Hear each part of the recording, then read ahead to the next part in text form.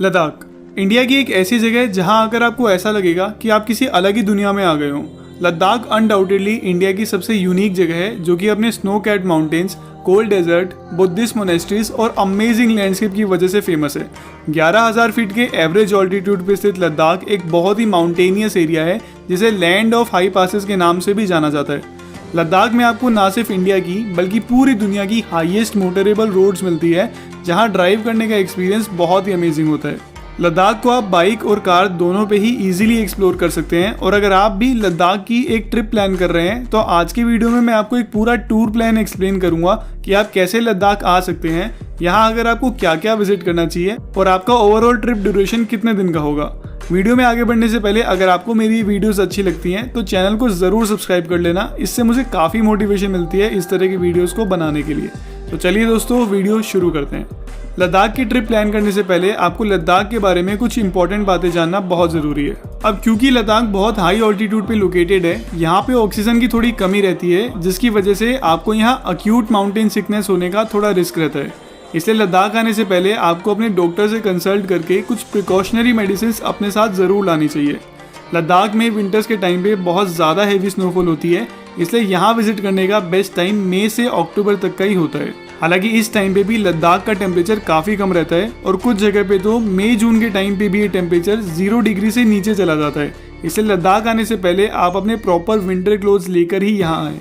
तो अब बात करते हैं कि आप लद्दाख पहुँचेंगे कैसे।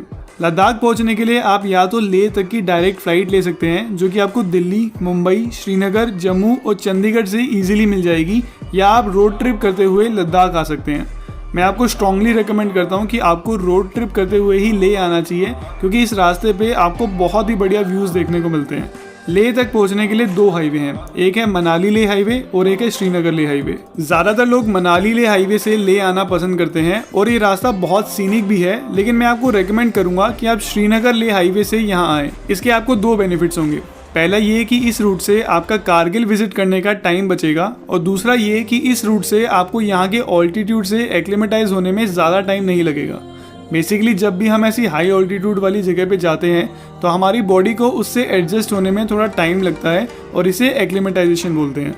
श्रीनगर लेह हाईवे पे ऑल्टीट्यूड काफ़ी ग्रेजुअली इंक्रीज होता है जिसकी वजह से हमारी बॉडी थोड़ा जल्दी एक्लिमेटाइज हो जाती है, जबकि मनाली से लेह आकर आपको लेह में कम से कम 1 से 2 दिन का रेस्ट करना पड़ता है अपनी बॉडी को एक्लिमेटाइज करने के लिए।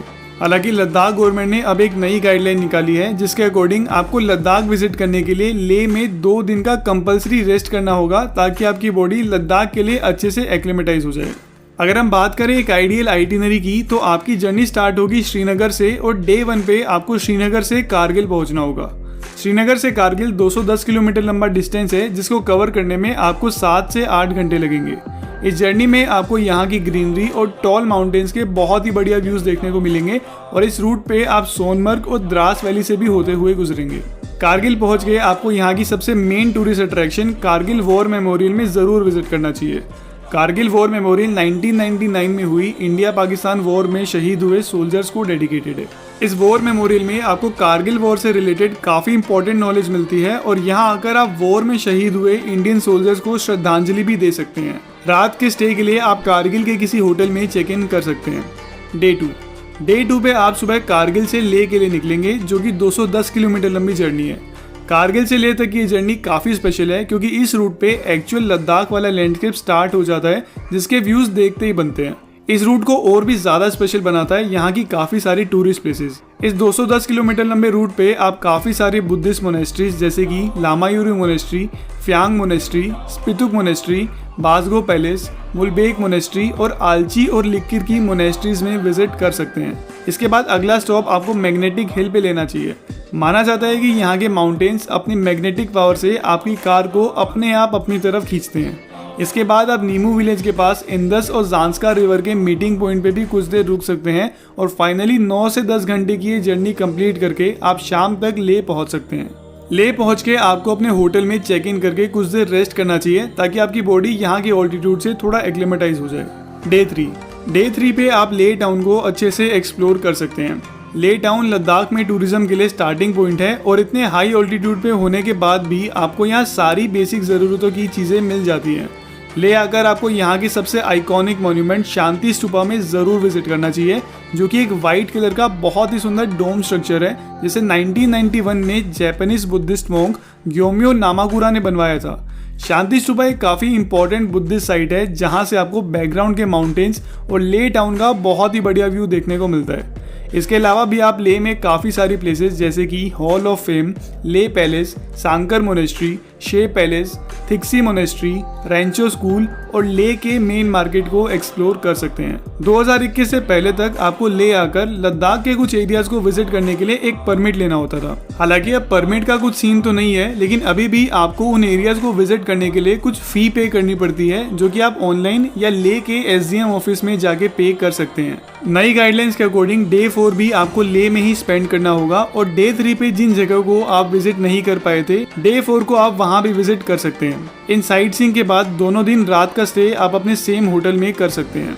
डे 5 पे आप ले से नुब्रा वैली जाएंगे, जो कि दुनिया की सबसे सीनिक और एडवेंचरस जगहों में से एक है। नुब्रा वैली लद्दाख की एक बहुत ही इंपॉर्टेंट जगह है, जो कि लद्दाख आइटिनरी का एक इनसेपरेबल पार्ट है। ले से नुब्रा वैली तक जाने का रास्ता भी बहुत ही ज़्यादा एडवेंचरस है, क्योंकि इस रास्ते पे आप दुनिया की हाईएस्ट मोटरेबल रोड खारदुंगला पास से होते हुए गुजरेंगे। खारदुंगला पास 18,000 फीट के ऑल्टीट्यूड पे लोकेटेड एक हाई माउंटेन पास है, जहां से आपको पूरे साल बर्फ से ढके स्नो कैट माउंटेन्स का बहुत ही बढ़िया व्यू देखने को मिलता है। हालांकि अब लद्दाख में ही एक उमलिंगला पास भी बन चुका है, जो कि खारदुंगला पास से भी ज़्यादा की ऑल्टीट्यूड पे है, लेकिन वो पास मोस्टली सिर्फ आर्मी वालों के लिए ही खुला रहता है। इसलिए सिविलियंस के लिए आज भी खारदुंगला पास ही दुनिया की हाईएस्ट मोटरेबल पास है। हालांकि रिसेंटली उमलिंगला पास को भी टूरिस्ट के लिए ओपन कर दिया गया है, लेकिन ये पास इंडिया चाइना बॉर्डर के बहुत पास है, इसलिए बॉर्डर पे अगर कोई भी टेंशन होती है तो उमलिंगला पास को टूरिस्ट के लिए तुरंत बंद कर दिया जाता है। खारदुंगला पास क्रॉस करके आप नुब्रा वैली में एंटर होंगे, जहाँ की सीनिक लैंडस्केप से आप बहुत ही ज्यादा इंप्रेस्ड होंगे। नुब्रा वैली आकर आपको सबसे पहले यहाँ की दिस्किट मोनेस्ट्री में विजिट करना चाहिए, जो कि नुब्रा वैली की ओल्डेस्ट बुद्धिस्ट मोनेस्ट्री है। इस मोनेस्ट्री के पास एक बहुत ही बड़ा बुद्धा स्टैचू भी है, जो कि यहाँ की मेन हाईलाइट है। दिस्किट के बाद आप नुब्रा वैली की दूसरी सबसे फेमस लोकेशन हंडर में विजिट कर सकते हैं। हंडर एक ऐसी यूनिक जगह है जहां आपको स्नो कैट माउंटेन्स और रेतीले डेजर्ट एक ही जगह पे देखने को मिलते हैं, और इन कोल्ड डेजर्ट में आप यहाँ के डबल हम कैमल पे कैमल सफारी भी ले सकते हैं। रात का स्टे आप दिस्किट या हंडर के किसी होटल में कर सकते हैं। डे 6 पे आप नुब्रा वैली की बाकी अट्रैक्शंस पे विजिट कर सकते हैं। सबसे पहले आप यहाँ की सैम स्टैंडिंग मोनेस्ट्री में विजिट कर सकते हैं, जो कि सुमुर विलेज में लोकेटेड नुब्रा वैली की सबसे मेन मोनेस्ट्री है।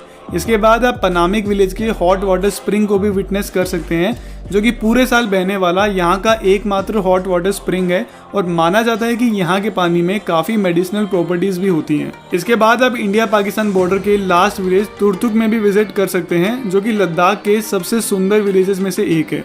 ये सभी जगह एक्सप्लोर करने के बाद शाम तक दिस्किट या हंडर आकर आप अपने सेम होटल में स्टे कर सकते हैं।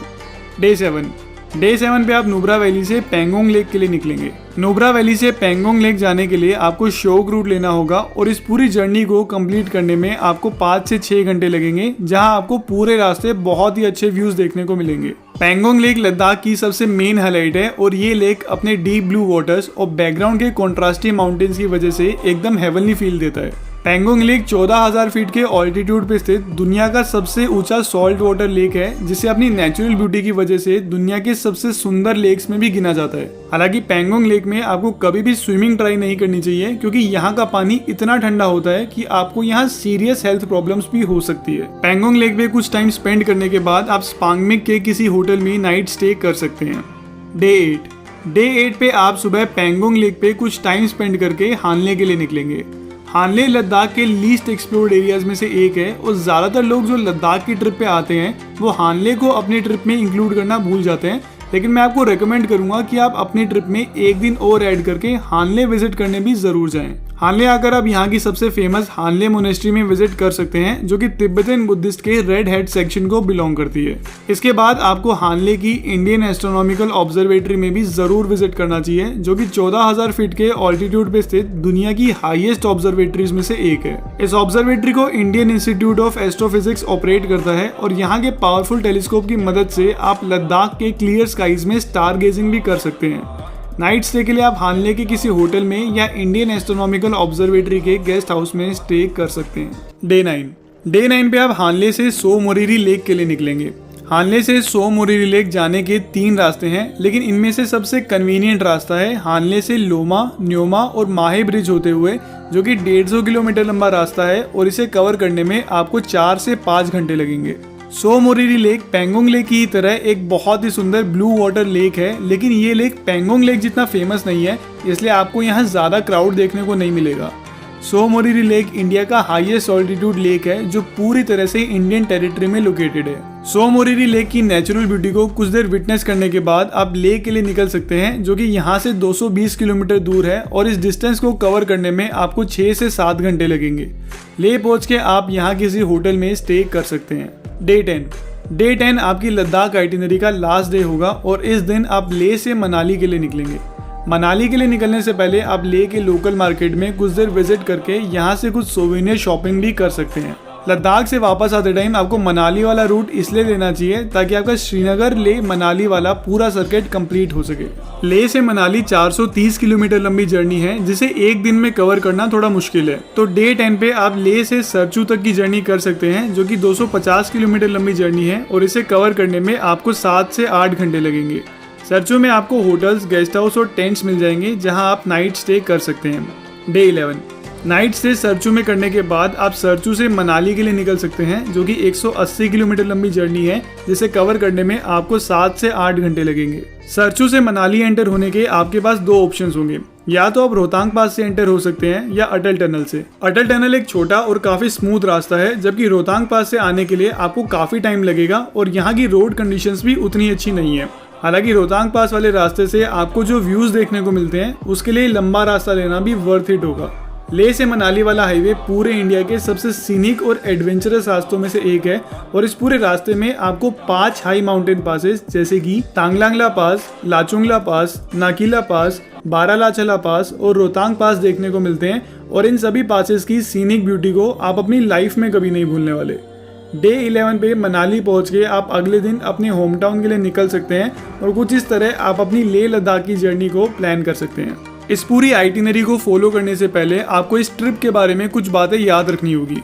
ले के हाई ऑल्टीट्यूड से एडजस्ट होने में हमारी बॉडी को थोड़ा टाइम लगता है, इसलिए अगर आपको ज़्यादा कंफर्टेबल नहीं लग रहा है तो आपको ले में ही 1 से 2 दिन और रेस्ट करना चाहिए, क्योंकि अगर आगे चल के आपको अक्यूट माउंटेन सिकनेस होती है तो यहाँ काफ़ी दूर तक आपको हॉस्पिटल्स भी नहीं मिलेंगे और अक्यूट माउंटेन सिकनेस बहुत ज़्यादा डेंजरस हो सकती है, इसलिए इसे बिल्कुल भी इग्नोर ना करें। लद्दाख विजिट करने के लिए यहाँ के टैक्सी यूनियन के रूल्स भी काफ़ी स्ट्रिक्ट हैं और आप यहाँ किसी दूसरे स्टेट की रेंटेड कैब या टैक्सी से विजिट नहीं कर सकते। और अगर आप अपने पर्सनल व्हीकल से यहाँ विजिट करने आते हैं तो उस व्हीकल के पेपर्स या तो आपके खुद के या आपके ब्लड रिलेटिव्स के नाम पे होने चाहिए, अदरवाइज आपको लद्दाख विजिट करने की परमिशन नहीं मिलेगी। हालांकि दूसरे स्टेट की रेंटेड कैब से आप लेह तक आ सकते हैं, लेकिन लद्दाख की बाकी जगहों को विजिट नहीं कर सकते।